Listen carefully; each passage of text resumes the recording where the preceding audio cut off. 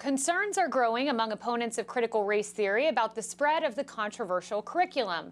New reporting shows more than 24 public schools and school districts are promoting a so-called kids' book with controversial lessons on race.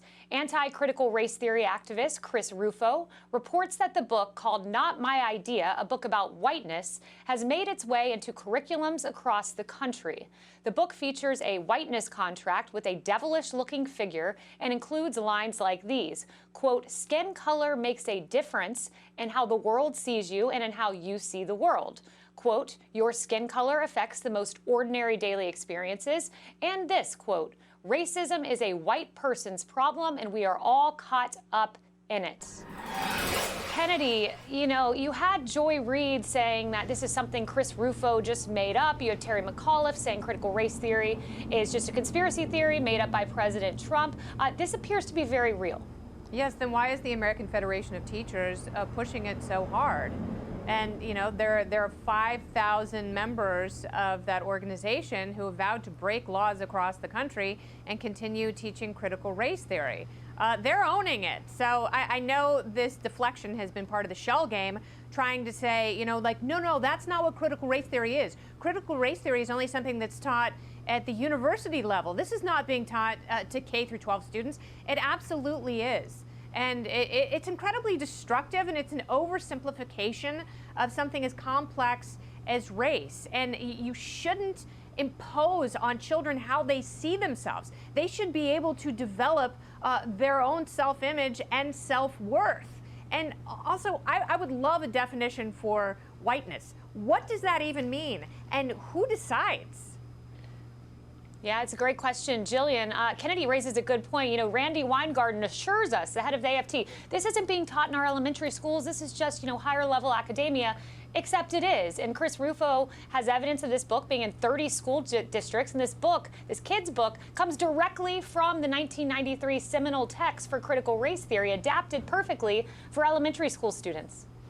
One of the more insidious things about this book, if you look at it, Kaylee, is that it doesn't start out with the most explosive stuff, right? It doesn't start out with the devil making a contract with white students. It starts out in a much more, I'm not defending it, but it starts out with much more reasonable presentation of material. One thing that caught my eye, it starts off with by saying skin color makes a difference in how the world sees you and in how you see the world.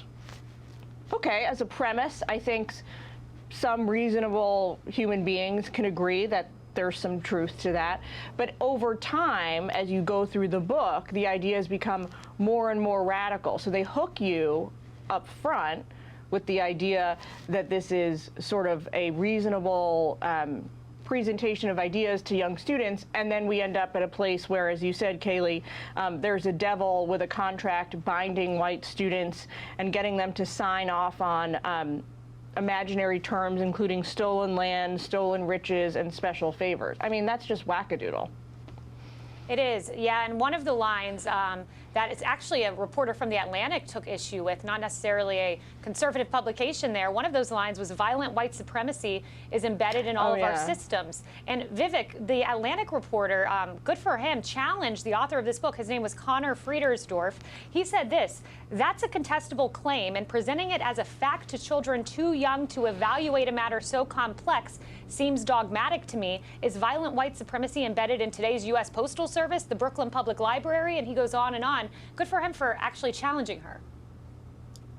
Absolutely. I'm happy to see that coming from The Atlantic, because this shouldn't be an issue for the left or for the right. It should be an issue for all Americans. And in my view, speaking as a parent is this: if you're a parent in America and want to do your civic duty, now is your time in your school board meetings, in your parent-teacher conferences, to really stand up to this toxic ideology that risks dividing our children and breaking the entire next generation as we know it. Now, I do think that one thing that opponents of critical race theory, and I count myself in this group, should do better in the future is not just talk about what we don't want to see our kids being taught, but to do a better job of what we replace it with. Let's actually revive a conversation about civic education. Exactly. Let's talk about reviving common American values and the real American history that we teach our children. I think that's actually going to be an even more successful approach than just combating critical race theory. But as a parent myself, I mean, I took my baby to a bookstore to buy a book. The first book that we see is The Anti-Racist Baby. It starts at universities, then goes to schools. Now it's going to pre-kindergarten, and I think this is a trend that is dangerous and we need to stop it. Yeah, so crazy. And we are seeing a grassroots movement rise up, Emily, of Black Americans, white Americans, people of all skin colors saying this is an insidious ideology and we're going to stand against it.